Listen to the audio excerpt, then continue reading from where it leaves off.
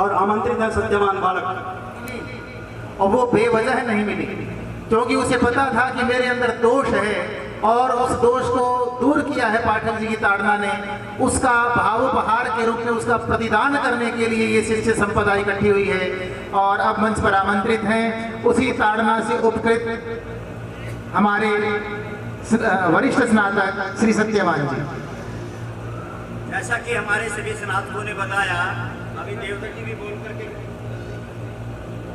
गोलसन जी ने भी अपनी कविता के माध्यम से बताया और डॉक्टर साहब ने भी, शिशुपाल जी ने भी, कि पाठक जी की जो शैली थी, कार्य शैली थी, पढ़ाने की जो शैली थी, उसमें कठोरता बहुत के साथ है। पाठक जी की शैली का प्रयोग नहीं हुआ, वो क्या कारण था?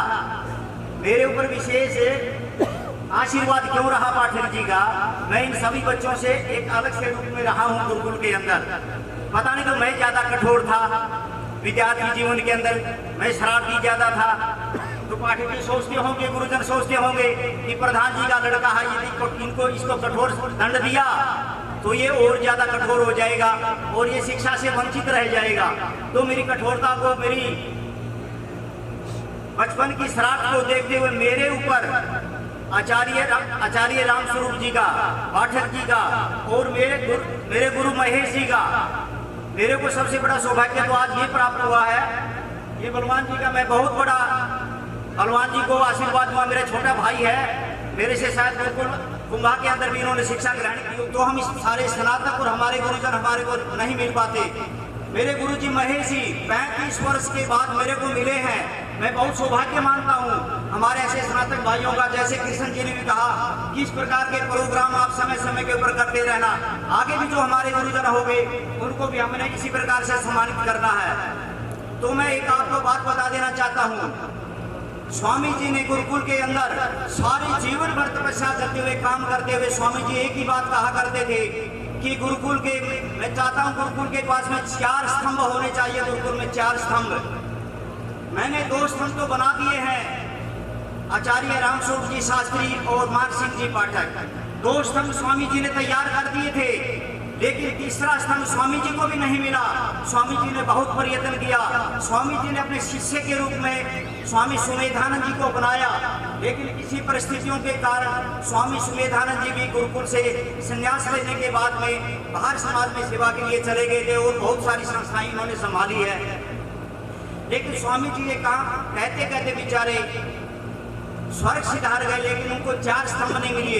लेकिन आज गुरुकुल को ये सौभाग्य होगा इन गुरुजनों के आशीर्वाद से, आज स्वामी सुमेधानंद जी का आशीर्वाद भी हमारे ऊपर है, आज आचार्य रामस्वरूप जी का भी आशीर्वाद इस गुरुकुल के ऊपर है, आज मान सिंह जी पाठक जी का आशीर्वाद भी हमारे ऊपर है, और इन सभी महानुभावों का आशीर्वाद होते हुए आज गुरुकुल को 4 स्तंभ मिल सकते हैं। 2 स्तंभ तो इन्होंने खड़े कर दिए हैं, शायद आप लोगों ने ध्यान नहीं दिया होगा। यदि उन स्तंभों का आप पूरे स्नातक जितने भी हमारे हैं और हमारी मैनेजमेंट है और हमारे समाज के जो लोग हैं, यदि उन स्तंभों का साथ दोगे तो 4 स्तंभ भी आपके बीच में आज यहाँ पर है। यदि गुरुकुल को आप आगे बढ़ाना चाहते हैं, गुरुकुल को जो स्वामी जी चाहते थे उन्हें बुलंदियों पर ले जाना चाहते हैं, तो आज आपके हाथ में है।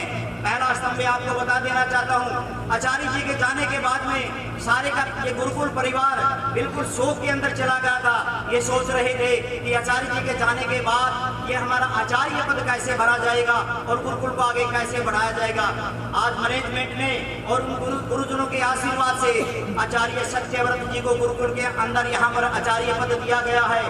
आप, मैं सभी को कह देना चाहता हूँ, आचार्य जी की जो कमी थी वास्तव में सत्यव्रत जी उसको पूरी करेंगे, क्योंकि आचार्य जी के शिष्य हैं और उनके अंदर सारे के सारे आचार्य जी के गुण विद्यमान दिखाई देते हैं। बड़े विद्वान है, हमारे उप जिला शिक्षा अधिकारी के पद से सेवानिवृत्त हुए हैं, उनका साथ देना हमारा दायित्व बनता है।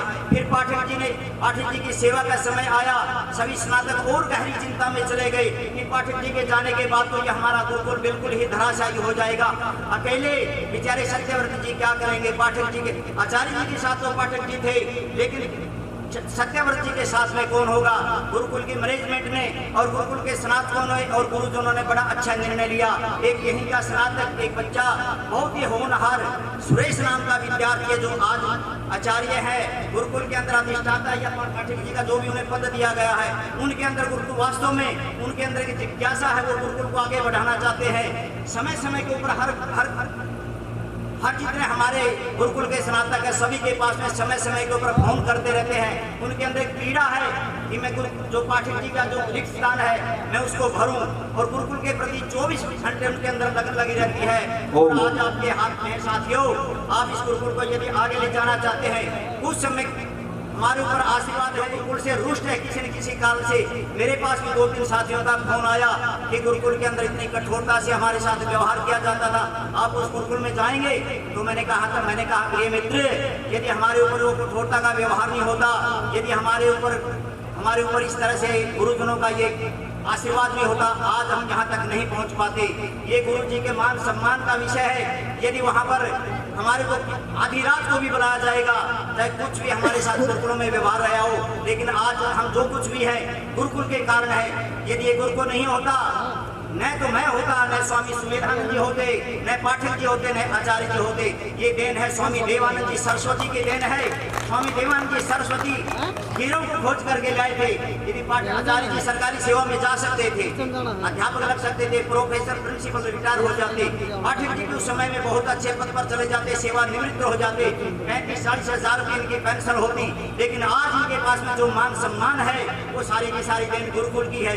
गुरुकुल को यदि इन्होंने भी दिया है तो गुरुकुल ने भी इनको बहुत कुछ दिया है।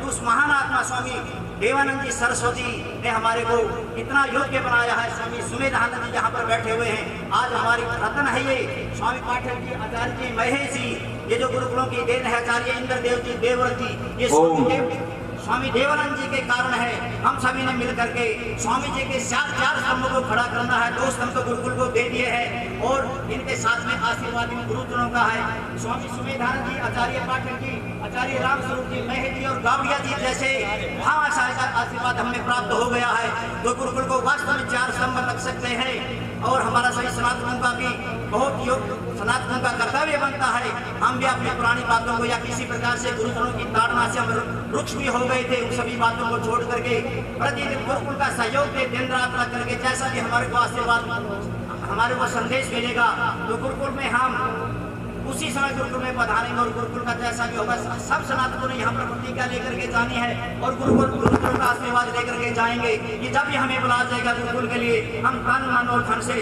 अपना समय गुरुकुल को देंगे। इन्हीं शब्दों के साथ में जय हिंद। बहुत बहुत धन्यवाद।